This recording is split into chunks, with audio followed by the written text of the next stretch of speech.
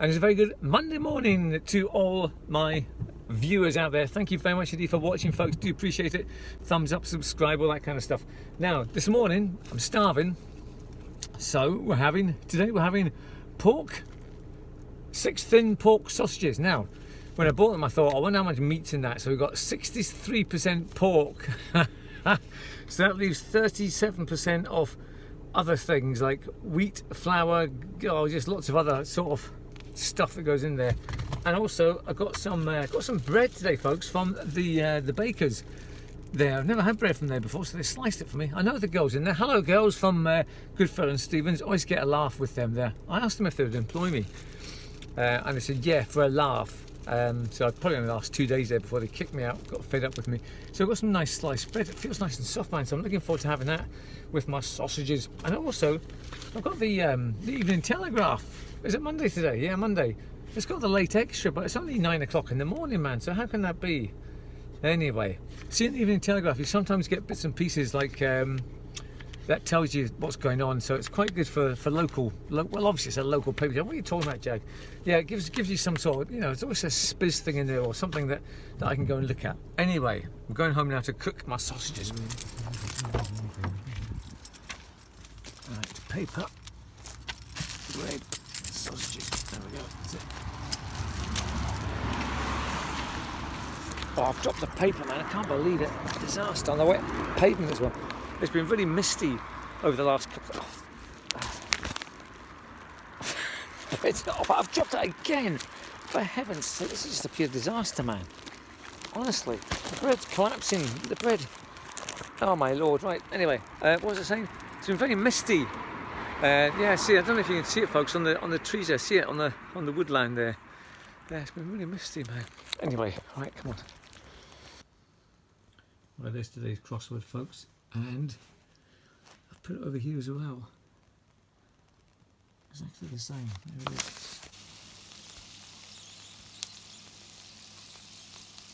is. Do it right here. I'm cooking my sausages, folks. Now, they used to be called bangers back in the early days of the sausage life.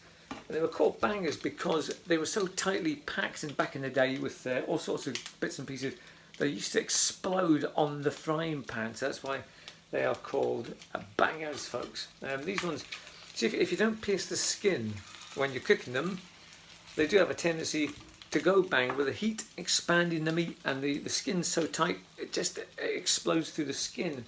That's why people pierce them. So some people say don't pierce them because the fat goes out, but hang on, if you pierce them, then the fat will go out and you lose some of the flavour. So I never pierce my sausages, just so that all that lovely juicy fat inside the sausage will actually stay in the sausage. Yes, and it's always good to make sure you turn them all the time as well to get an even nice brownness on your sausage. Now, Jag, I hear you saying, why have you drawn out the Evening Telegraph's crossword grid? It's just so I got the Telegraph early today. It's a weird one. It says the Evening Telegraph late and extra, but it's actually only 9 o'clock. So yeah, I've drawn out the crossword grid, partly because, well, there's nothing else to do, and also because Rosie likes to do the crossword, so saves me going to buy another one, because I like to do the crossword as well. So what I'll do is I'll fill in my answers, and then Rosie will come in tonight and try and fill in her answers, and she'll obviously get stuck, but Rosie's actually really good at the crossword. She always manages to finish them. So I'm going to do it first and have my answers ready for when she's stuck. I'll just be able to go, oh, I've got the answer. Right, folks, it's just gone past 11, so I'm just on my travels now, just waiting to go and do something. I've got a letter to post. Who's it going to be for? Oh, it's for you, is it? Right, okay. Well, somebody's going to get a nice... It's a letter, a card letter thing. It's not a Christmas card. It's for somebody, so... I thought it was all pensioners that lived long here, man. It normally is, so maybe the pensioners are trying to keep fit by jumping up and down on the trampoline. Walking fast, walking fast, walking very fast. Walking fast, walking fast, walking very fast. Walking fast, walking fast, walking very fast. Right, we have arrived here at the Western Cemetery, folks. We've got some famous graves along the side wall there, and we've also got a couple of graves of the guy who was the pilot that Bro seems to like, and one about the guy who sort of invented electricity. So yeah, there's a few good graves in here. We'll just have a little look, see if we can find any more. You got a shot for tenner. Red and Will, look, he was a building contractor. Alright, there's one. Just drowns, oh dear.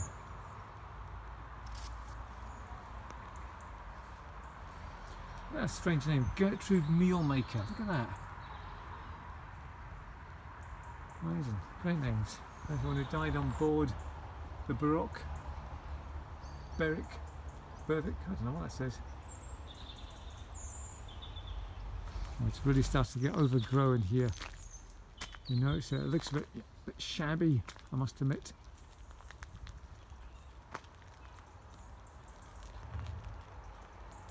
There's one, there's a Richard Buist who is an upholster. Yes, it is rather strange and sobering looking back on some of these graves, how you see how people haven't really followed the career path that used to do in the old days. I mean, they had upholsters and blacksmiths and ironmongers and all this kind of stuff. You know, you don't see any of that nowadays on gravestones. You don't see, here lies so and so, he was an IT operator, or he was a bingo caller, you know, sort of thing. You never see that. It's all these old-fashioned sort of what do you call it? Sort of careers almost, if you want. You know, jobs. Always see that, and all the names like Gertrude and Isabel's and all these kind of old style names. I mean, nobody has these massive stones, these headstones anymore, so it's just like a little stone that we get nowadays, don't we? I mean, look at George Stephen, late iron merchant, Dundee. So I like seeing all these names. You go and Google them and find out what they all were about. It's great. But as I said, yeah, you don't really see stones like this anymore. I reckon in a few years' time they'll have all these down and exhumed, and the bodies will be sent away somewhere into space, and this area will be used for housing, as everything seems to be these days. It was erected by George Nicol, knocked down by 3 young Neds on the rampage after a bottle of Buckfast. One for Peter Smith, who was a manufacturer in Dundee. And here's the one, folks. It's called Electric. James Bowman, here he is. The electric light. This is him, man. So he invented the light, seemingly, electric light. So there it is, James Bowman. He was born in Carmyle, look, 8th of September 1799. Right, here he is, folks, James Bowman. He was a pioneer in electrical science, and he foretold the application of electricity as an illuminant and a motive power to replace steam, and as a substitute for coal in heating. So he was quite ahead of his time, this chap. Manufacturer. Where is his wife? Oh, we have Alexander McLaren, who was a merchant, another merchant in Dundee. Oh, folks, the school kids here. There's the Harris is over there, so obviously the school kids come here at the lunchtime, honestly. Oh, fungi, look at that. Nice big fungi there. Now folks, I don't like to complain, but I've been having a lot of problem with my knee recently, my left knee. I'm okay walking, but it's when I'm going up and down stairs or up slopes, my knee just gives way, man. It's just horrible. So I have to sort of walk sideways. I walk sideways up slopes now. It's terrible. Goodness knows what's wrong with it. Folks, look at this. Where am I?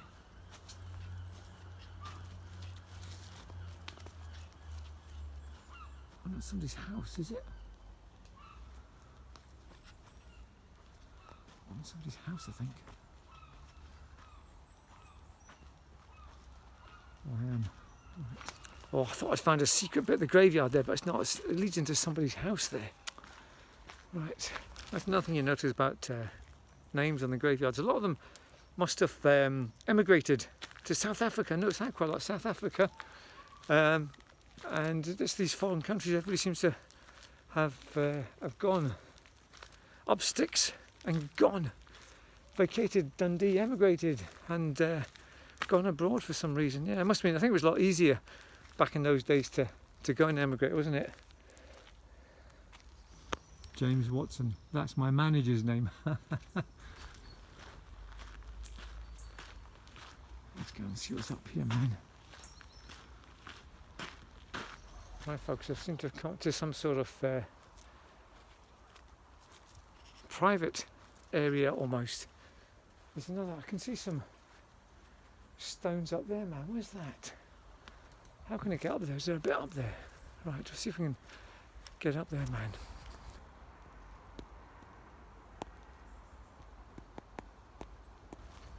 Fence across here, look.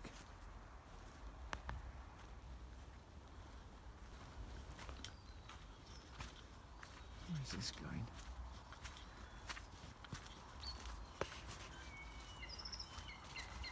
Crikey.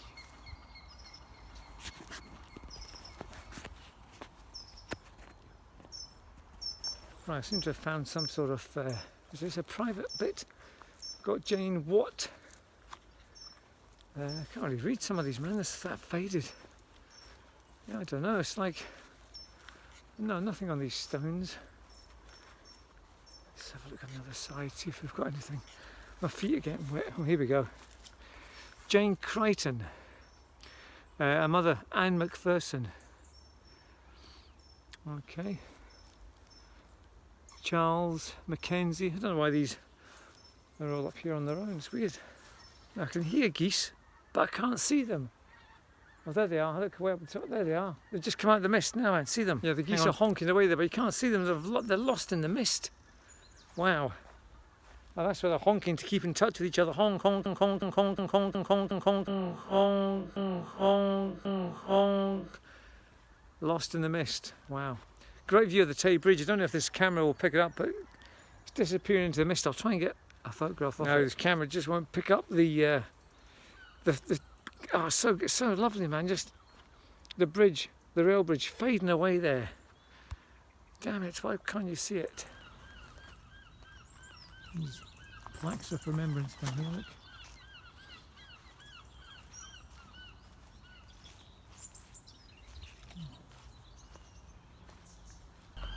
Yeah, wine and spirit merchant.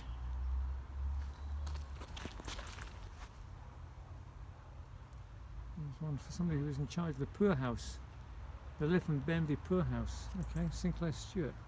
Very nice. Very nice. Very good. Good one. Tobacco manufacture. That's all kind of faded away. The famous one. Newspaper proprietor, DC Thompson's. So here's the one.